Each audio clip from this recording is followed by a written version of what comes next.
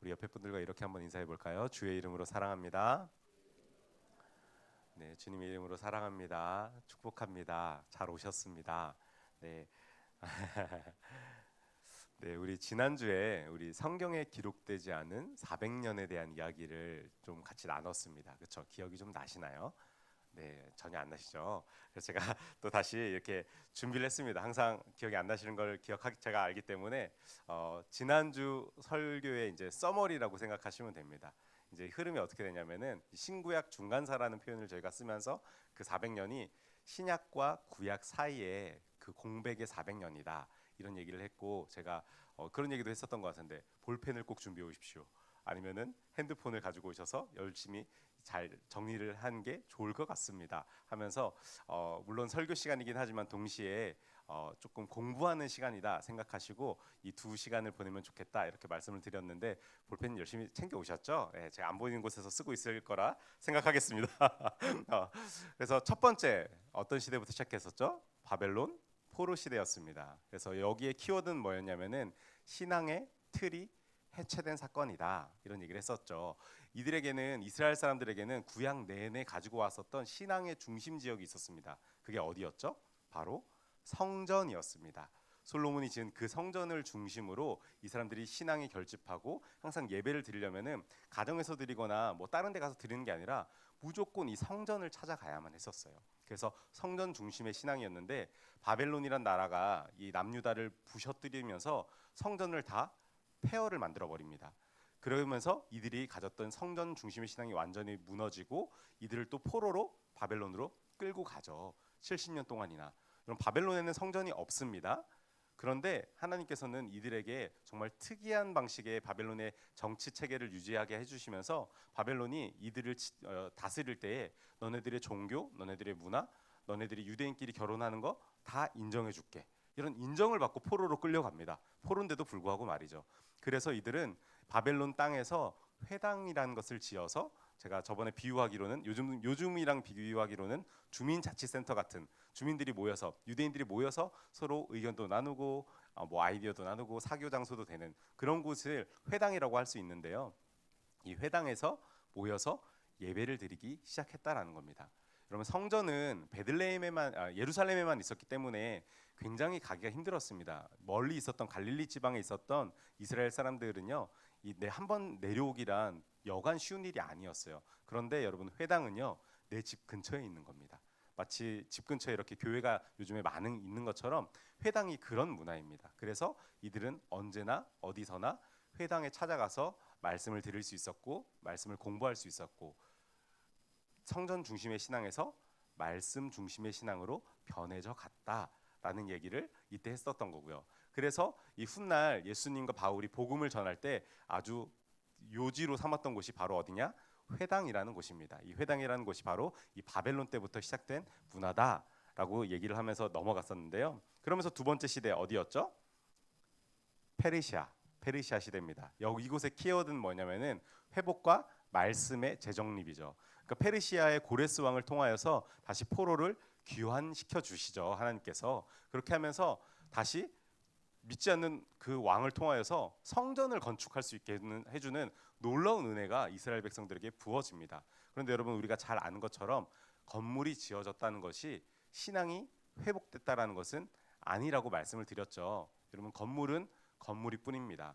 신약에 넘어와서 교회를 뭐라고 하냐? 바로 저와 여러분 예수님을 주인으로 모시는 그 한 사람이 성전이다 이렇게 말을 하는 거거든요. 그래서 건물이 세워졌다고 해서 그들의 신앙이 올바로 세워졌던 것이 아니었습니다. 그래서 하나님께서는요 그들의 신앙을 다시 한번 제대로 세우기 위하여서 한 사람을 세우시죠. 누구였죠? 에스라라는 사람이었습니다. 우리 성경에 나오는 에스라라는 사람이었는데 그 사람을 통하여서 하나님께서는 말씀을 이스라엘 백성들 가운데 세워 가십니다. 이것이 바로 훗날 바리새인의 기원이 되었다. 이런 얘기를 나눠 드렸던 것 같고요. 그래서 이 바리새인의 기원은요. 시작은 순수했습니다. 정말 하나님 말씀을 듣지 않아서 우리가 바벨론 포로로 끌려가고 성전이 다 무너지는 것을 경험했던 것처럼 우리 이제는 다시는 율법을 잊지 말자. 우리 이제는 하나님 말씀 다시는 잊지 말자. 이러한 순수한 마음으로 시작한 모습이 이 바리새인들의 시작이었습니다. 그런데 점차 훗날로 넘어가면서 얘네들이 뭐라고 말하면은 율법을 정확히 지켜야 된다. 1.1획도 틀리면 안 된다. 물론 성경에 나오는 건 그럴 수 있죠. 그런데 얘네들이 성경에 나오는 율법보다요 훨씬 더 많은 율법을 자기들이 만들어서 마치 규칙처럼 목숨을 이걸 지키지 않으면은 목숨을 빼앗을 정도로 돌로 쳐 죽일 정도로 그렇게 엄격하게 지키게 됐던 사람들이 이 바리새인들이다. 이런 얘기를 했고요. 그리고 오늘도 이 바리새인에 대한 이야기가 이제 나오는데 그건 조금 이따 이어서 계속하도록 하겠습니다. 그리고 세 번째로는 어떤 제국이었죠? 헬라 제국이 등장했습니다. 헬라 제국의 이 키워드는 뭐였냐면은 강력한 문화 충돌의 시작이다. 이렇게 얘기하면서 제가 막 어려운 철학자 이름 한 번씩 얘기했던 것 같은데 기억나시나요? 막 소크라테스, 플라톤, 아리스토텔레스 뭐 이런 사람들 잊어버려도 됩니다. 이런 사람들이 나왔는데 이 아리스토텔레스의 제자가 알렉산더라는 사람이었어요. 문제는 여기서 시작돼요. 이 알렉산더가 이 선생님의 교훈을 너무 잘 받아들여가지고 그 헬라 문화, 그리스 철학을 온 세상에 널리 퍼뜨리고 싶었습니다. 그래서 정복 전쟁을 시작하죠. 그러면서 이 사람이 어떤 문화를 온 세계에 퍼뜨리냐? 바로 우리가 잘 한 번쯤은 들어봤던 헬레니즘이라는 문화를 자신이 차지한 정복한 땅에 퍼뜨리기 시작합니다. 여기서 말하는 헬레니즘의 핵심은 뭐였죠? 하나님 중심에서 인간 중심으로 옮겨가는 사상이었습니다. 여러분 이게 왜 중요하냐면요. 유대인이 생각하는 신에 대한 생각을 완전히 배격하는 사상이었기 때문입니다. 그런데 이 사상이 온 지중해를 덮어버렸습니다. 그래서 이 헬레니즘을 거부하는 운동이 유대 땅에서 일어났는데요. 그게 바로 하시딤 운동이라는 거였죠. 하시딤이 무슨 뜻인지 기억나시나요? 적으신 분들은 경건한 자라는 뜻이었습니다. 하시딤. 그래서 하시딤 운동이라고 하면은 쉽게 말해서 경건 운동이 유대 땅에서 일어난 겁니다. 나 헬라어 안 쓸 거야. 나 히브리어만 쓸 거야. 나 너네들 문화 따라가지 않을 거야. 나는 하나님만 믿을 거야. 하는 그런 문화들이 이 하시딤 운동에서 일어났던 것이고 이 하시딤 운동의 후예가 누구냐? 바로 바리새인들 그리고 사두개인이라고 써놓긴 했지만 사실 사두개인은 하시딤 운동에는 그렇게 열심히 관여하지는 않았어요. 나중에 오늘 이제 볼 마카비에서 이 사두개인의 유래가 이제 나오게 됩니다. 그리고 이 하시딤 운동에서 바리새인뿐만 아니라 에세네파라는 파도 여기에 살짝 껴져 있는데 이것도 오늘 이어서 말씀을 드리도록 하겠습니다. 여기까지 우리가 헬라 제국이 등장한 이야기를 함께 보았는데요. 좀 이제 리뷰를 이렇게 짧게 빠르게 했는데 기억이 좀 나시나요?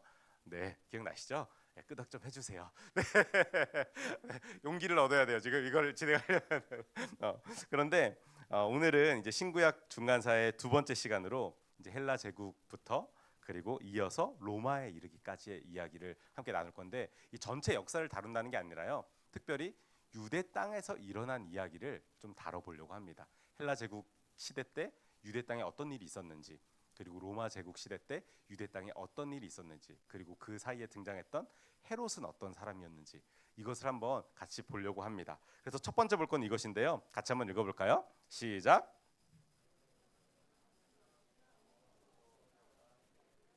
네, 첫 번째는요.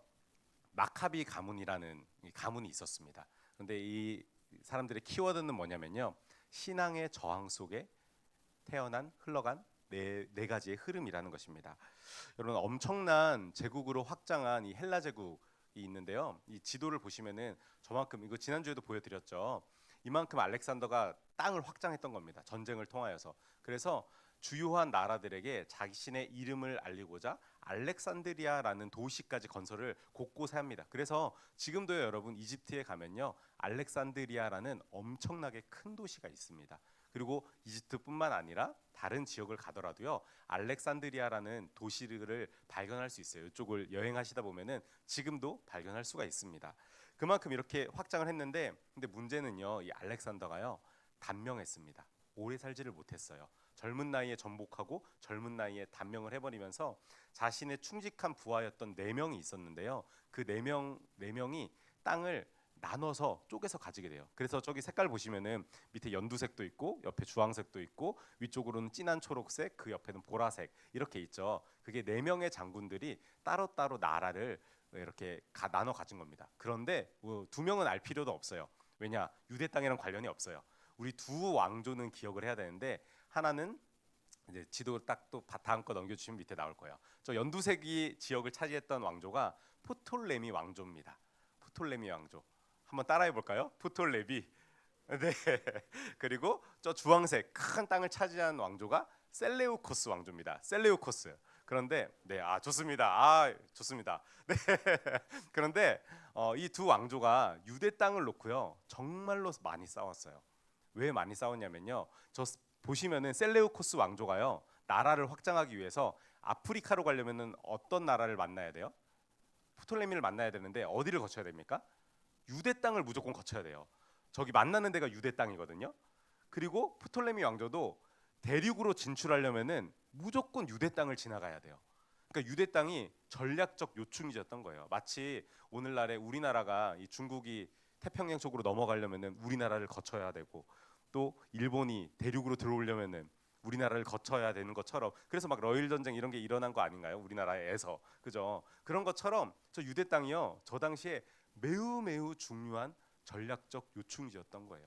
그래서 이들이 같은 알렉산더 밑에서 운동했던 왕이었지만 아니 그 장군들이었지만 전쟁을 하게 됩니다. 1차 전쟁을 해서 누가 이겼을까요?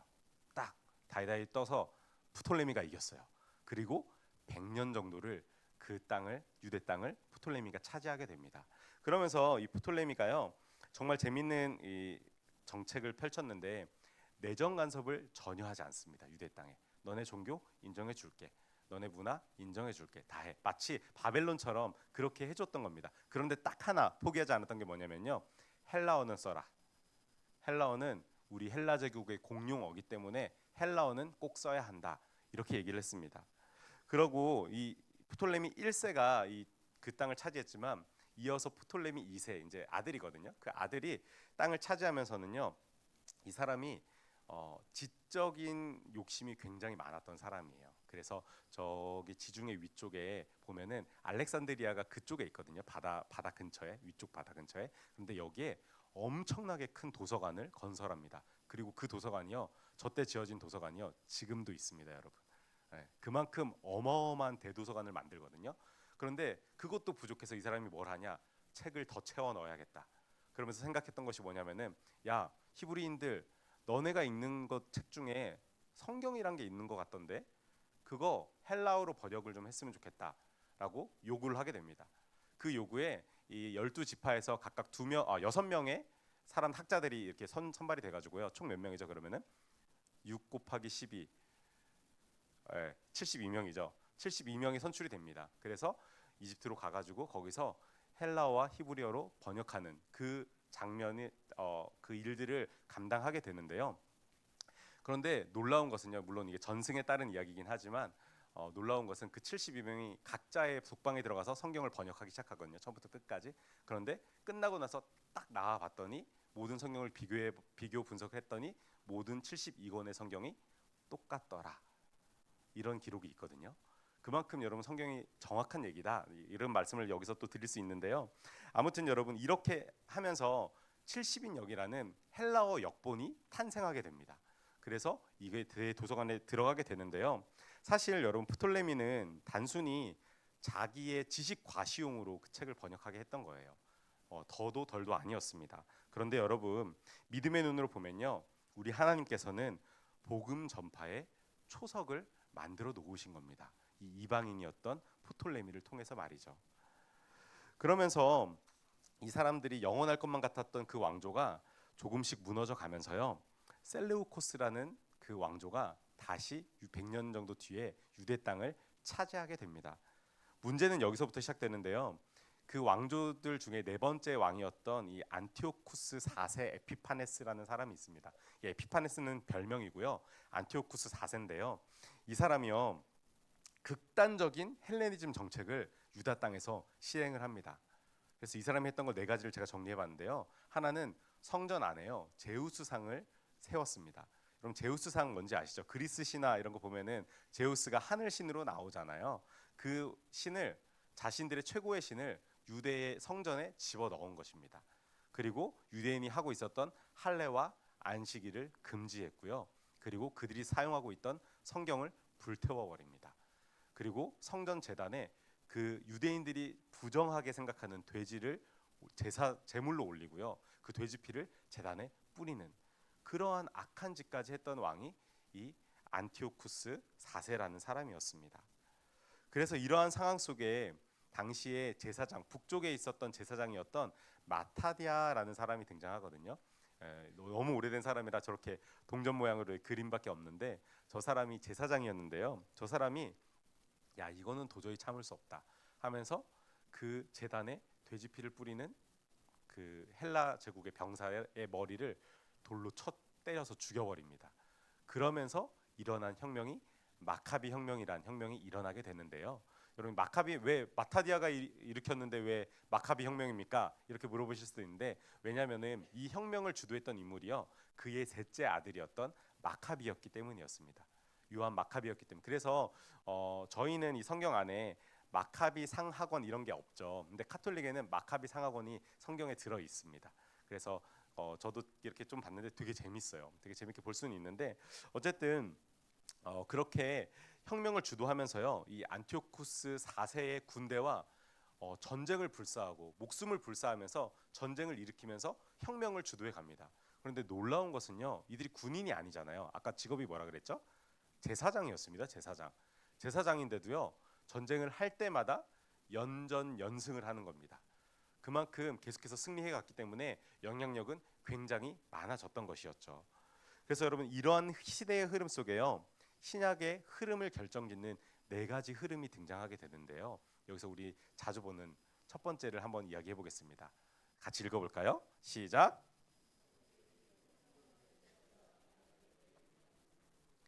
사두개인 정말 많이 들어보셨죠? 신약 성경을 읽다 보면은 사두개인이란 말 많이 들어보셨을 거고, 또 뭐 많이 들어보셨죠? 예수님 방해한 사람들 한번 생각해 보세요. 바리새인들. 그리고 또 혹시 열심당이라는 말 들어보셨나요? 열심당? 열심당도 당원도 있고, 그 사이에 또 에스네파라는 성경에는 잘 등장하지 않는 파가 하나가 등장합니다. 이 네 가지 흐름을 저희 같이 한번 살펴볼 건데요. 먼저는 사두개인입니다. 여러분, 이분들은요, 쉽게 얘기하면요, 혁명을 시작한 마타디아의 후예들이라고 생각하시면 되겠습니다.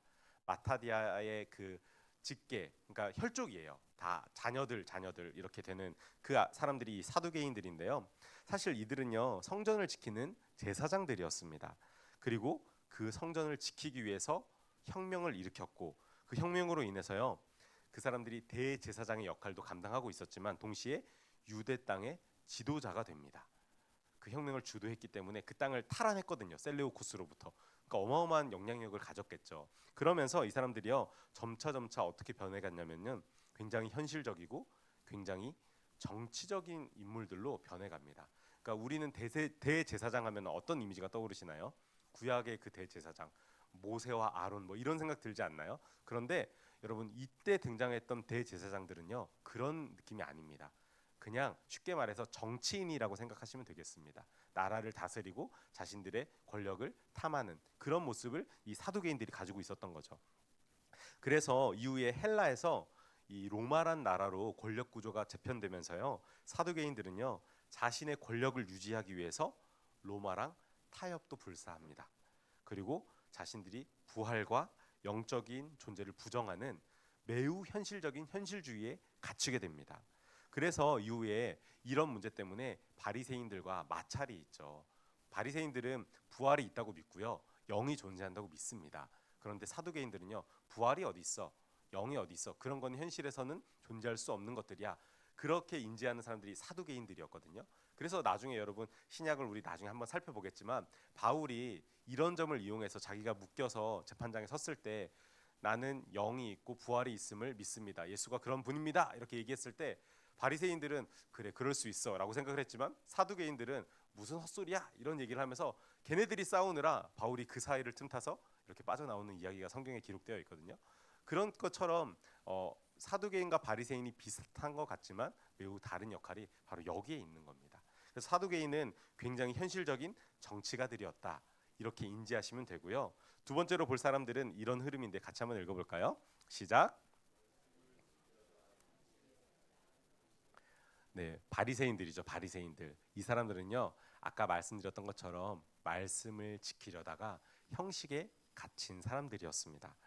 아까 말씀드렸던 이 하시딤 운동, 경건 운동에 참여한 사람들의 상당수가요, 이 바리새인으로 발전해 갑니다. 그리고 이들은 신앙을 지키기 위해서 정말 말씀을 아주 철저히 붙들었던 사람들이죠. 이전에 바벨론 포로기를 기억하면서 우리 다신 율법을 어기면 안 돼. 말씀을 버렸기 때문에 우리가 그렇게 포로로 끌려갔던 거야. 우리 정말 말씀을 지켜야 돼. 하나님 말씀을 우리 삶 속에서 실천해야 돼.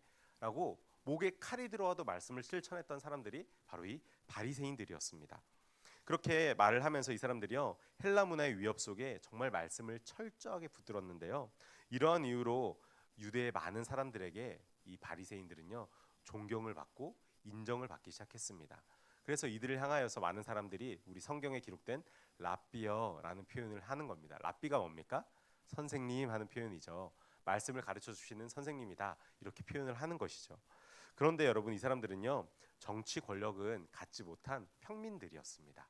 사두개인들은 어떻게 보면은 이 후로 흘러가면서 왕족이라고 할 수 있거든요. 왕족의 흐름을 가졌다면은 이 바리새인들은요 그냥 평범한 사람들이지만 말씀을 깊이 묵상하고 말씀을 깊이 연구하고 정말 오늘날로 말할 것 같으면 평신도라고 말할 수 있을까요? 물론 평신도라는 그 직책은 존재하진 않지만 아무런 그런 목사가 아닌 다른 사람들처럼 근데 그 사람들 중에서 말씀을 많이 깊이 보는 사람들이다 이렇게 생각하시면 되겠는데요. 당시에 이들이 정치 권력을 갖지 못한 가장 큰 이유는요. 바로 정치 권력을 누가 가졌기 때문이죠? 사두개인이 가졌기 때문입니다. 사두개인이 가졌기 때문에 이들은 정치 권력에는 손을 댈 수는 없었어요. 그러나 사두개인도 이들을 무시할 수는 없었어요. 왜냐? 백성들이 이 사람들의 말을 잘 들었거든요. 그렇게 순수하게 율법을 지켰던 이들이요. 시간이 지나면서 율법의 정신이 아니라 율법의 모양과 전통에 완전히 갇혀버리게 됩니다. 그래서 여러분 신약을 보면요. 예수님이 사역 초반부터요. 가장 가까운 곳에서 부딪히는 사람들이 바로 이 바리새인들이었죠. 사두개인들은 사실 예수님 별로 그렇게 크게 신경 안 썼어요. 그래서 잘 안 나타나는데 바리새인들 맨날 졸졸 쫓아다니면서 예수님 말할 때마다 율법에 어디 걸리는 거 없나? 계속 그렇게 쳐다보면서 계속 시비를 걸었던 사람들이 이 바리새인들이었습니다. 그리고 세 번째 흐름이 바로 이 에세네파인데요. 우리 에세네파 같이 한번 읽어볼까요? 시작. 네, 이 에세네파 사람들은요 굉장히 재밌는 사람들입니다. 이 사람들은요 이 바리새인과 같이 하시딤 운동에 참여했던 경건 운동에 참여했던 사람들이긴 하거든요. 그런데 이들은요 사두개인의 권력을 인정하지 않습니다. 뭐라고요? 사두개인의 권력, 그러니까 정치 지도력을요 인정하지 않습니다. 재밌는 건 여러분 바리새인들은 사두개인의 그 지도성을 인정을 합니다. 왜 그랬을까요? 마음에 안 들었을 텐데. 왜냐면요 사두개인들이 대제사장이었기 때문입니다. 그렇기 때문에 바리새인들은요 율법에 따라 대제사장의 지도력을 인정을 했던 겁니다. 그러니까 율법에 철저하게 갇혀 있었던 거죠. 그 사람들이 인정했는데 그런데 이 에세네파들은요 아주 당차게 나는 너희들의 말을 인정할 수 없어. 너희들의 지도력을 인정할 수 없어 하면서 정치를 떠나고 그리고 대중들로부터 분리를 선언해 가지고요. 광야로 사막으로 들어가서 공동체 생활을 하면서 말씀을 연구하고 특별히 이 사람들이 했던 일 중에 정말 중요한 일이요. 말씀을 필사했던 사람들입니다. 그래서 말씀을 손으로 다 일일이 써가면서 하나님의 이름이 나올 때마다 샤워를 하고 다시 볼펜 바꿔서 쓰고 그리고 또 하나님의 이름이 나오면은 또 샤워를 하고 말씀 하나님의 이름을 쓰고 그만큼 정결하게 하나님께 나아가는 자신들의 거룩이라고 생각하면서 그렇게 하면서 나아갔던 사람들이 이 에세네파 사람들이었어요. 그래서 사실 이 사람들이 여러분 사해사본이라는 얘기 혹시 들어본 적 있나요? 이건 조금 더 학술적이긴 얘긴 한데 사해사본이란 거를요 이 에세네파 사람들이 있었던 그 지역에서 써진 성경입니다. 그게 1946년인가? 제가 정확히 기억이 안 나는데 그쯤에 그 사막에서 그 쿰란 공동체가 모인 곳에 떨어진 그 사해사본을 발견해서 성경이 정말 많이 바뀌었거든요. 그만큼 성경에 많은 기여를 했던 사람이 에세네파 사람들인데 그래서 여러분 광야하면 신약에서 누가 떠오르십니까? 세례 요한 떠오르시죠. 그래서 많은 학자들이 추정하기로 세례 요한이 에세네파였을 것이다라고 많이들 추정을 하고는 있습니다.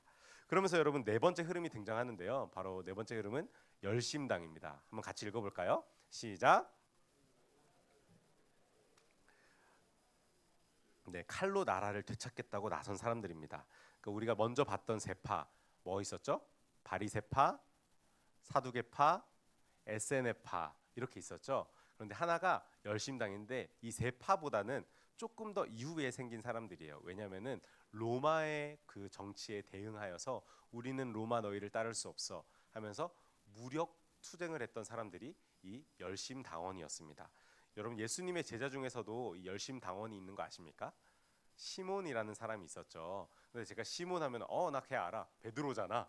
이렇게 할 수도 있는데 여러분 예수님의 제자 중에 시몬은 두 명입니다.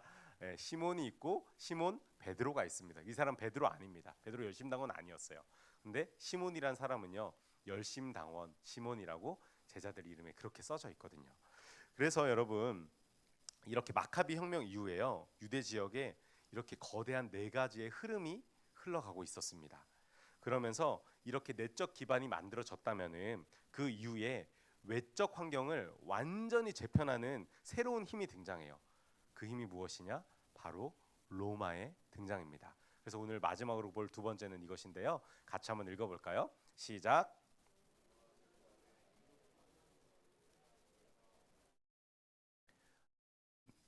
로마 제국이 드디어 등장합니다. 그런데 로마를 이야기하기엔 너무 방대하고 세부적인 내용이 많아서 다 제쳐두고요.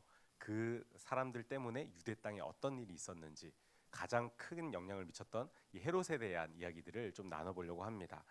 여러분 헬라 제국이 무너진 다음에는요 전 세계가 로마의 질서 아래서 재편되게 됩니다.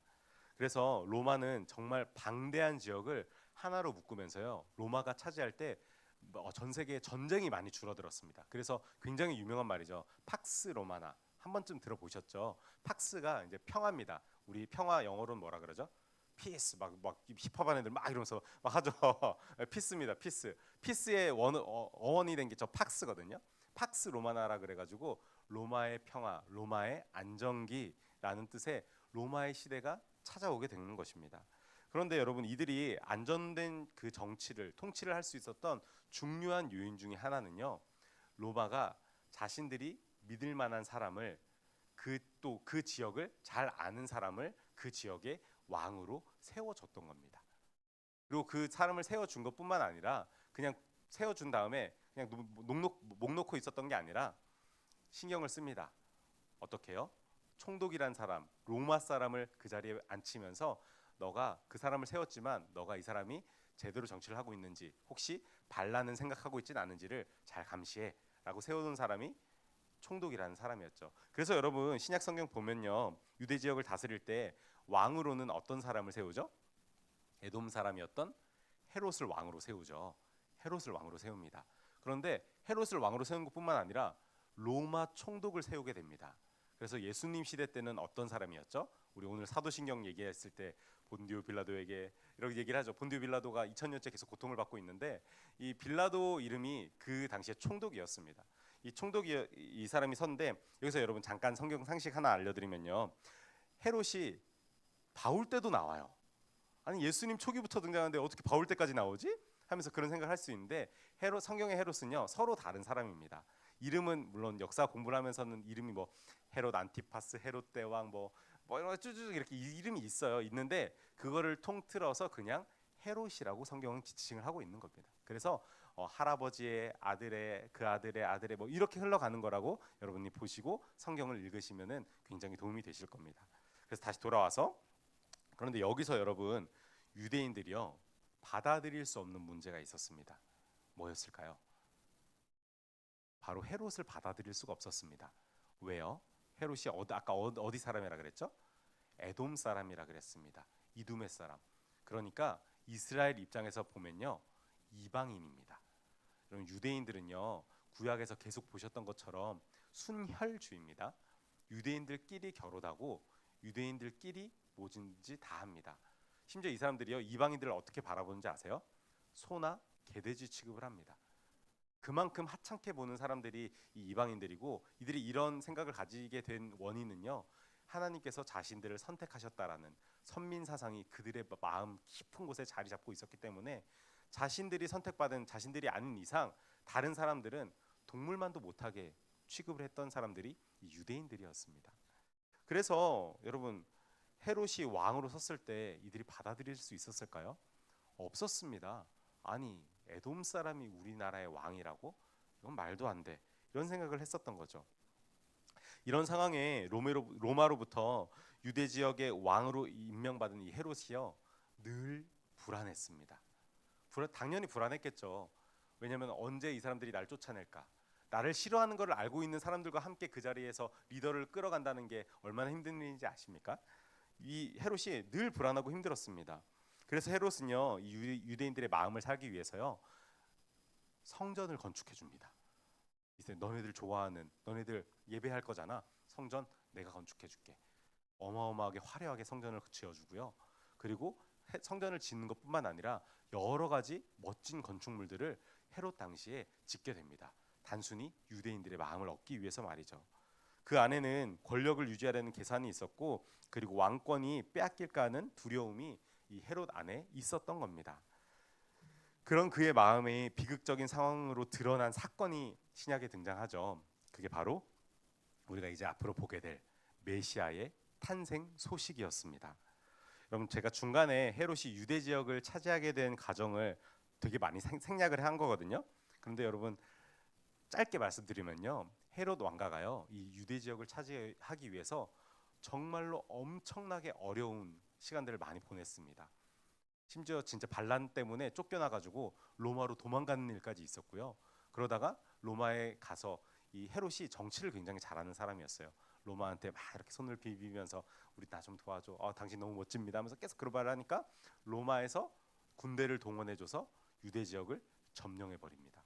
그래서 다시 헤롯을 왕으로 세웠지만 여전히 작고 큰 반란이 계속해서 이어났고 언제든 왕권이 빼앗기지 모른다라는 그런 불안감에 하루하루를 살았던 사람이 이 헤롯 가문이었던 것입니다. 그럼에도 이 사람들이 그 왕권을 유지하면서 살아가고 있었는데 그런 그에게 유대인의 왕인 메시아의 탄생 소식은요 그야말로 청천벽력이었을 것입니다.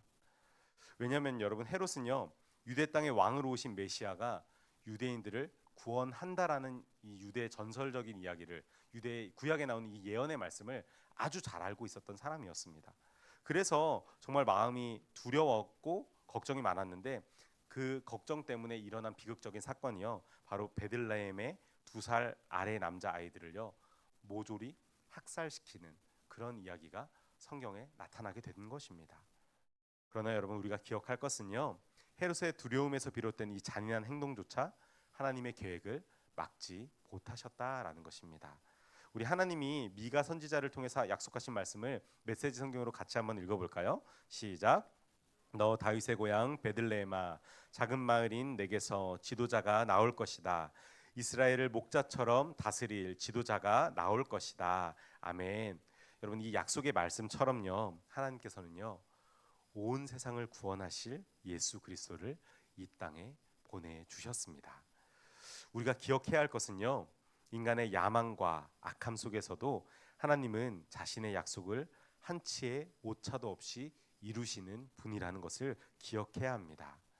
헤롯 왕조는 어둡고 잔인해 보였지만 그 속에서도 예수 그리스도의 탄생의 길은 조용히 열리고 있었던 것입니다. 이제 오늘 말씀을 정리하면 사랑하는 우리 청년들 그리고 오늘 예배 오신 여러분 이 400년의 침묵처럼 보이는 시간은요 하나님이 가장 정교하게 일하신 시간입니다. 헬라 문화의 충돌, 마카비의 저항, 네파의 형성과 헤롯의 욕망 등 이 모든 조각이 하나로 모여지면서 때가 찼을 그때 예수 그리스도의 오심으로 완성시키신 것입니다. 여러분 우리의 삶에도요 그런 시간들이 있죠. 이해가 가지 않는 일들이 참 많이 있습니다. 어떻게 하나님 이러실 수 있습니까? 하나님 정말 살아 계십니까? 하나님 이 시간에 도대체 무엇을 하고 계십니까? 그런 탄식이 터져 나오는 시간들이 있는데요. 아무 일도 일어나지 않는 것 같은 그런 시간에 그 시간 속에서도요. 하나님은 보이지 않는 길을 만들고 계신다라는 것을 기억하시기 바랍니다. 이렇게 여러분 중간사가 마무리되는데 어떻게 조금 기억이 나시고 이 신약을 들어가실 마음이 생기셨나요? 네. 그래서 이제 말씀 마치면서 바라기는요. 우리를 인도하시는 하나님을 신뢰하면서 이 믿음의 걸음을 보이지 않는 그 길을 걸어 나아갔던 우리 믿음의 조상들처럼 이 길을 걸어 나아갈 수 있는 저와 여러분들이 되시기를 주님의 이름으로 축원합니다. 기도하겠습니다.